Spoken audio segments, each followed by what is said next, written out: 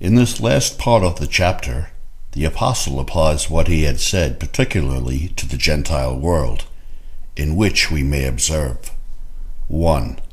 The means and helps they had to come to the knowledge of God. Though they had not such a knowledge of his law as Jacob and Israel had, Psalm 147:20, yet among them he left not himself without witness, Acts 14:17, for that which may be known, etc., verses 19 and 20. Observe. 1. What discoveries they had. That which may be known of God is manifest among them. That is, there were some even among them that had the knowledge of God, were convinced of the existence of one supreme noumen, or divine presence. The philosophy of Pythagoras, Plato, and the Stoics discovered a great deal of the knowledge of God, as appears by abundance of testimonies. That which may be known, which implies that there is a great deal which may not be known. The being of God may be apprehended, but cannot be comprehended. We cannot by searching find him out, Job 11:7-9. Finite understandings cannot perfectly know an infinite being, but, blessed be God, there is that which may be known, enough to lead us to our chief end, the glorifying and enjoying of him. And these things revealed belong to us and to our children, while secret things are not to be pried into. Deuteronomy 29:29. 2. Whence they had these discoveries, God hath shown it to them.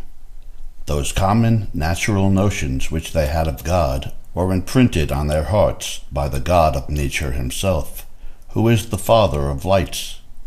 This sense of a deity, and a regard to that deity, are so connate with the human nature, that some think we are to distinguish men from brutes by these, rather than by reason. 3. By what way and means these discoveries and notices which they had were confirmed and improved, namely, by the work of creation, verse 20, for the invisible things of God, etc.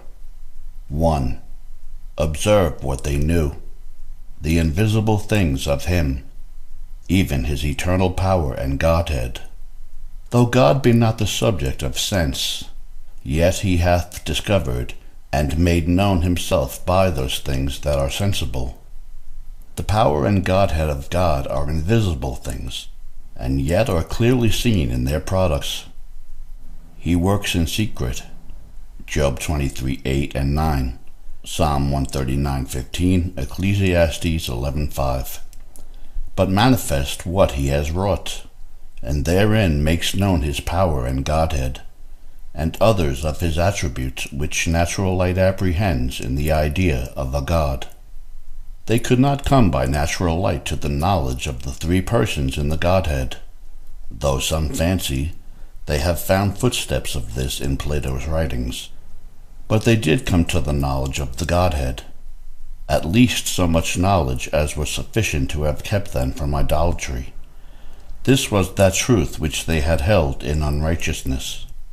2. How they knew it, by the things that are made, which could not make themselves, nor fall into such an exact order and harmony by any casual hits, and therefore must have been produced by some first cause or intelligent agent, which first cause could be no other than an eternal, powerful God. See Psalm 19:1, Isaiah 40:26, Acts 17:24. The workman is known by his work, the variety, multitude, order, beauty, harmony, different nature, and excellent contrivance of the things that are made, the direction of them to certain ends, and the concurrence of all the parts to the good and beauty of the whole, do abundantly prove a Creator, and his eternal power and Godhead. Thus did the light shine in the darkness, and this from the creation of the world. Understand it either, 1. As the topic from which the knowledge of them is drawn. To evince this truth, we have a recourse to the great work of creation, and some think this creature of the world, as it may be read, is to be understood of man, the most remarkable creature of the lower world, Mark 16:15, the frame and structure of human bodies, and especially the most excellent powers, faculties, and capacities of human souls, do abundantly prove that there is a Creator, and that He is God. Or, 2. As the date of discovery, it is as old as the creation of the world. In this sense, these notices concerning God are not any modern discoveries hit upon of late, but ancient truths, which were from the beginning. The way of the acknowledgement of God is a good old way. It was from the beginning. Truth got the start of error. Their gross idolatry, notwithstanding these discoveries that God made to them of Himself, described here, verses 21 through 23 and verse 25. We shall the less wonder at the inefficiency of these natural discoveries to prevent the idolatry of the Gentiles, if we remember how prone even the Jews, who had Scripture light to guide them, were to idolatry. So miserably are the degenerate sons of men plunged in the mire of sense.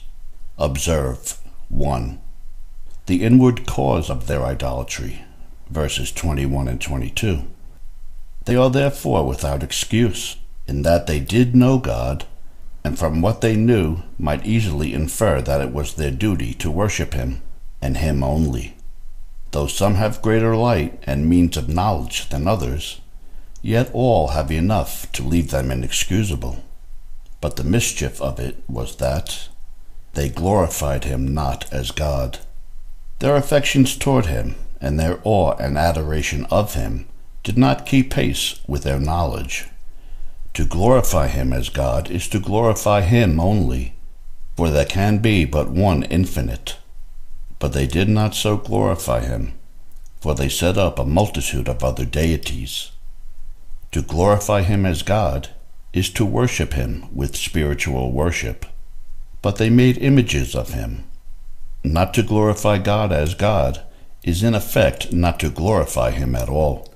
To respect Him as a creature is not to glorify Him, but to dishonor Him. Neither were they thankful, not thankful for the favors in general they received from God. Insensibleness of God's mercies is at the bottom of our sinful departures from Him. Not thankful in particular for the discoveries God was pleased to make of Himself to them. Those that do not improve the means of knowledge and grace are justly reckoned unthankful for them. But they became vain in their imaginations, in their reasonings, in their practical inferences. They had a great deal of knowledge of general truths, verse 19, but no prudence to apply them to particular cases, or in their notions of God and the creation of the world and the origination of mankind and the chief good. In these things, when they quitted the plain truth, they soon disputed themselves into 1,000 vain and foolish fancies. The several opinions and hypotheses of the various sects of philosophers concerning these things were so many vain imaginations. When truth is forsaken, errors multiply in infinitum, infinitely, and their foolish heart was darkened. The foolishness and practical wickedness of the heart cloud and darken the intellectual powers and faculties. Nothing tends more to the blinding and perverting of the understanding than the corruption and depravedness of the will and affections. Professing themselves to be wise, they became fools. Verse 22. This looks back upon the philosophers, the pretenders to wisdom and professors of it. Those that had the most luxuriant fancy in framing to themselves the idea of a God fell into the most gross and absurd conceits. And it was the just punishment of their pride and self-conceitedness. It has been observed that the most refined nations that made the greatest show of wisdom were the arrantest fools in religion, The barbarians adored the sun and moon, which of all others was most specious idolatry, while the learned Egyptians worshipped an ox and an onion. The Grecians, who excelled them in wisdom, adored diseases and human passions. The Romans, the wisest of all, worshipped the Furies, and at this day the poor Americans worship the thunder, while the ingenious Chinese adore the devil. Thus the world by wisdom knew not God. 1 Corinthians 1:21. As a profession of wisdom is an aggravation of folly, so a proud conceit of wisdom is the cause of a great deal of folly. Hence we read of few philosophers who were converted to Christianity, and Paul's preaching was nowhere so laughed at and ridiculed as among the learned Athenians. Acts 17:18-32. Conceiting themselves to be wise. The plain truth of the being of God would not content them. They thought themselves above that, and so fell into the greatest errors. The outward acts of their idolatry, verses 23-25. Making images of God, verse 23. 1. Making images of God, verse 23, by which, as much as in them lay, they changed the glory of the incorruptible God. Compare Psalm 106:20, Jeremiah 2:11. They ascribed a deity to the most contemptible creatures, and by them represented God. It was the greatest honor God did to man that he made man in the image of God, but it is the greatest dishonor man has done to God, that he has made God in the image of man. This was what God so strictly warned the Jews against, Deuteronomy 4:15, etc. This the apostle shows the folly of in his sermon at Athens, Acts 17:29, see Isaiah 40:18, etc., 44:10, etc. This is called, verse 25, changing the truth of God into a lie. As it did dishonor his glory, so it did misrepresent his being. Idols are called lies, for they belie God, as if he had a body, whereas he is a spirit. Jeremiah 23:14, Hosea 7:1. Teachers of lies, Habakkuk 2:18. 2. Giving divine honor to the creature, worshipped and served the creature, besides the Creator. They did own a supreme noumen in their profession, but they did in effect disown him by the worship they paid to the creature. For God will be all or none, or above the Creator, paying more devout respect to their inferior deities, stars, heroes, demons, thinking the supreme God inaccessible, or above their worship. The sin itself was their worshipping the creature at all, but this is mentioned as an aggravation of the sin, that they worshipped the creature more than the Creator. This was the general wickedness of the Gentile world, and became twisted in with their laws and government, in compliance with which even the wise men among them, who knew and owned a supreme God, and were convinced of the nonsense and absurdity of their polytheism and idolatry, yet did as the rest of their neighbors did, who hold the truth in unrighteousness. Verse 18. It is observable that upon the mention of the dishonor done to God by the idolatry of the Gentiles, the apostle, in the midst of his discourse, expresses himself in an awful adoration of God, who is blessed forever. Amen. When we see or hear any contempt cast upon God or his name, we should thence take occasion to think and speak highly and honorably of him. In this, as in other things, the worse others are, the better we should be, blessed forever, notwithstanding these dishonors done to his name. Though there are those that do not glorify him, yet he is glorified, and will be glorified to eternity. The judgments of God upon them for this idolatry. Not many temporal judgments. The idolatrous nations were the conquering ruling nations of the world, but spiritual judgments. giving them up to the most brutish and unnatural lusts. He gave them up. It is thrice repeated here, verses 24, 26, and 28. Spiritual judgments are of all judgments the sorest, and to be most dreaded. Observe. 1. By whom they were given up. God gave them up in a way of righteous judgment, as the just punishment of their idolatry, taking off the bridle of restraining grace, leaving them to themselves, letting them alone. For his grace is his own. He is debtor to no man. He may give or withhold his grace at pleasure. Whether this giving up be a positive act of God, or only a privative, we leave to the schools to dispute. But this we are sure of, that it is no new thing for God to give men up to their own heart's lusts, to send them strong delusions, to let Satan loose upon them, nay, to lay stumbling blocks before them. And yet God is not the author of sin, but herein infinitely just and holy. For, though the greatest wickedness follow upon this giving up, the fault of that is to be laid upon the sinner's wicked heart. If the patient be obstinate, and will not submit to the methods prescribed, but wilfully takes and does that which is prejudicial to him, the physician is not to be blamed if he give him up, as in a desperate condition, and all the fatal symptoms that follow are not to be imputed to the physician, but to the disease itself and to the folly and willfulness of the patient. 2. To what they were given up. 1. To uncleanness and vile affections, verses 24, 26, and 27.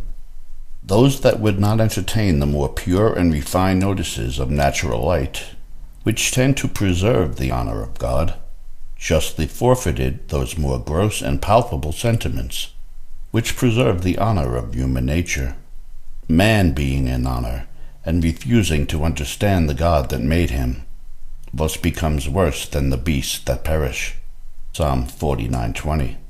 Thus one, by the divine permission, becomes the punishment of another, but it is, as it said here, through the lust of their own hearts. There all the fault is to be laid. Those who dishonored God were given up to dishonor themselves. A man cannot be delivered up to a greater slavery than to be given up to his own lusts.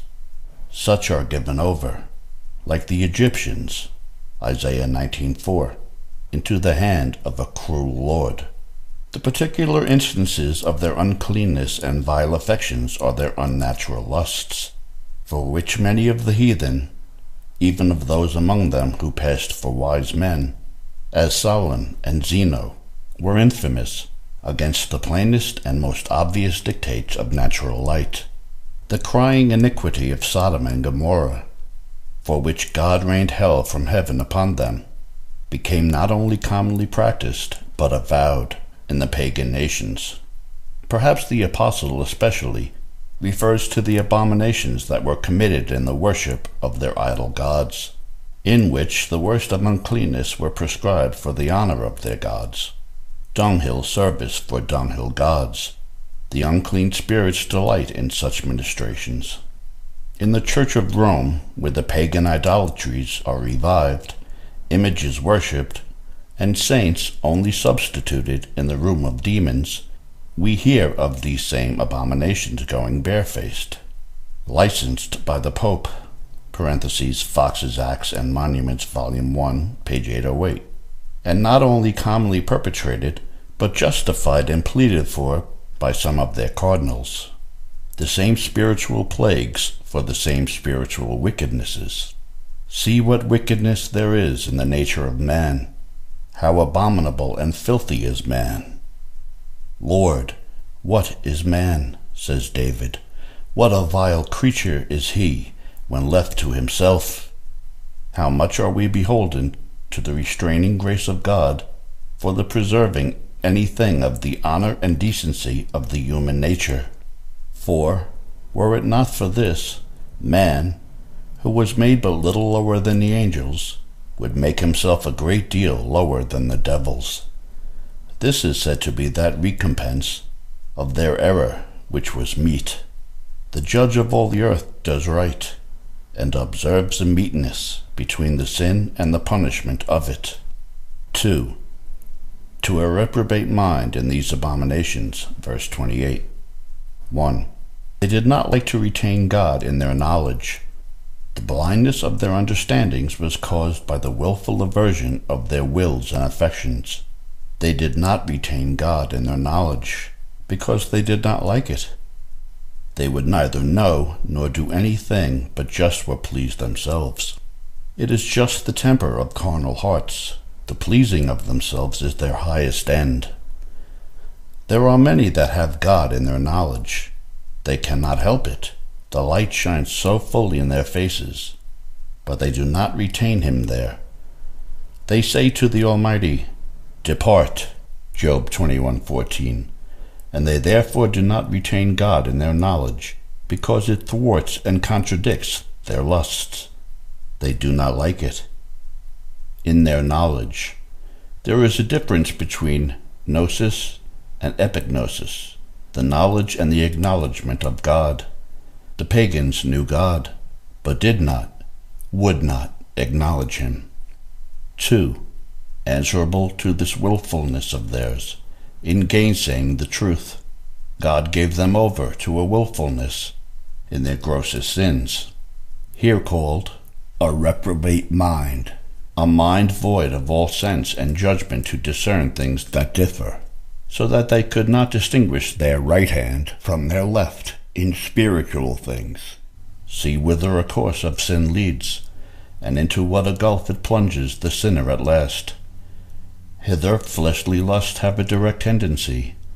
Eyes full of adultery cannot cease from sin. 2 Peter 2:14. This reprobate mind was a blind, scared conscience, past feeling. Ephesians 4:19. When the judgment is once reconciled to sin, the man is in the suburbs of hell. At first Pharaoh hardened his heart, but afterwards God hardened Pharaoh's heart. Thus willful hardness is justly punished with judicial hardness, to do those things which are not convenient.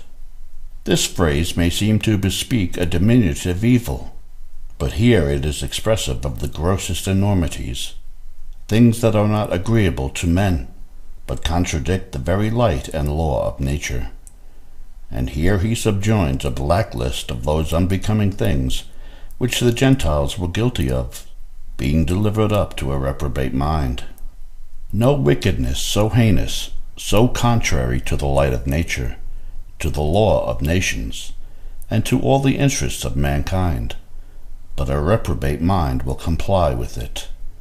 By the histories of those times, especially the accounts we have of the then prevailing dispositions and practices of the Romans, when the ancient virtue of that commonwealth was so denigrated, it appears that these sins here mentioned were then and there reigning national sins. No fewer than 23 several sorts of sins and sinners are here specified, verses 29 through 31. Here the devil's seat is. His name is Legion, for they are many. It was time to have the gospel preached among them, for the world had need of reformation. First, sins against the first table. Haters of God. Here is the devil in his own colors, sin appearing sin.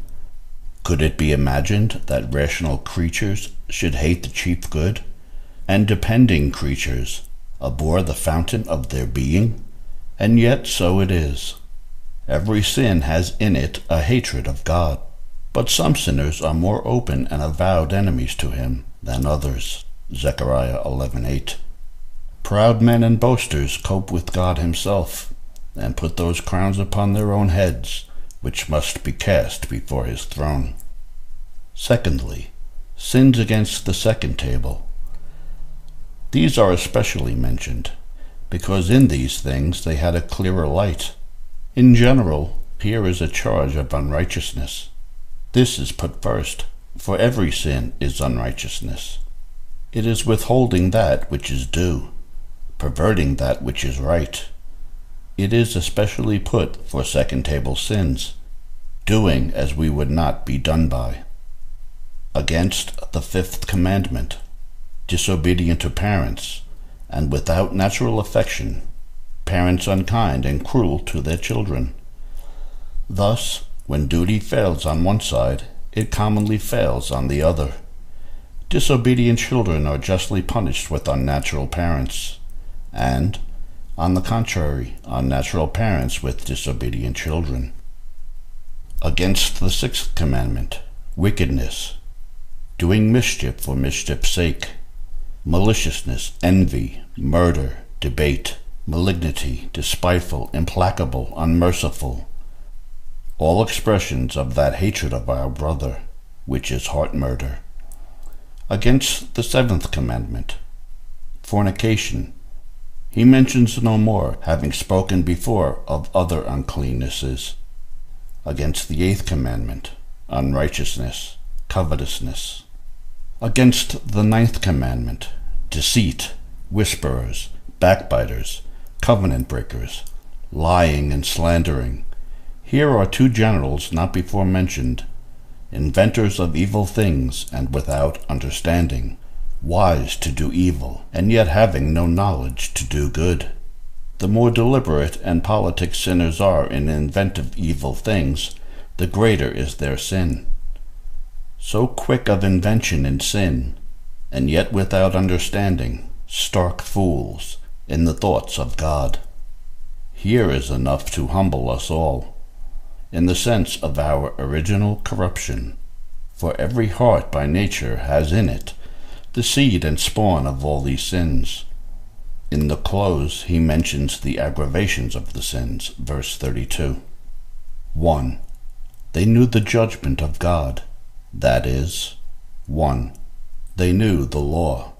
The judgment of God is that which his justice requires, which, because he is just, he judgeth meet to be done. 2. They knew the penalty. So it is explained here. They knew that those who commit such things were worthy of death, eternal death. Their own consciences could not but suggest this to them, and yet they ventured upon it. It is a great aggravation of sin when it is committed against knowledge, James 4:17. Especially against the knowledge of the judgment of God. It is daring presumption to run upon the sword's point. It argues the heart, much hardened, and very resolutely set upon sin. 2. They not only do the same, but have pleasure in those that do them. The violence of some present temptation may hurry a man into the commission of such sins himself, in which the vitiated appetite may take a pleasure. But to be pleased with other people's sins is to love sin for sin's sake. It is joining in a confederacy for the devil's kingdom and interest. They do not only commit sin, but they defend and justify it, and encourage others to do the like. Our own sins are much aggravated by our concurrence with, and complacency in, the sins of others. Now lay all this together, and then say whether the Gentile world, lying under so much guilt and corruption, could be justified before God by any works of their own.